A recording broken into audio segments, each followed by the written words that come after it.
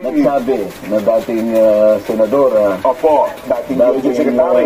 DOJ Secretary, dating chairman ng Human Rights. At tama po pala, oo. At ngayon ay na-elect yata sa party list na congresswoman. Yes po. Dapat magpasalamat siya sa Korte Suprema din at medyo mabait na yun, ano? Korte Suprema. Ang ganun ba, oo? Para pagsabihan mo ng judicial overreach ang katas-tasang hukuman,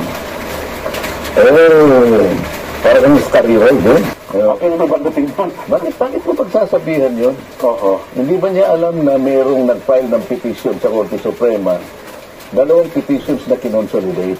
Okay. Alam nga naman hindi bigyan ng atensyon naman ng ating kataas-taasang hukuman ay mga petition. Bakit mo naman sasabihin judicial overreach? Tungkulin nga ng nagpapatulong na nga para maayos eh.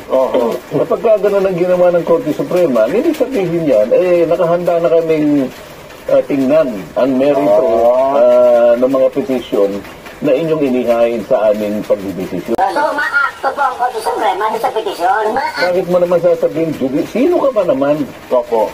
Ay palagay mo nang ikaw ang pinakamatalinong abogada sa buong Pilipinas, pero palagay ko wala kang karapatan na pagsabihan mo ang katastasang hukuman ng judicial overreach. Sino ka ba? Nabasa yan nung ano. Nung sinasabi mo kaninang dakilang babae. Ay, tsak mo yun. Na nakaupo sa maraming tubig.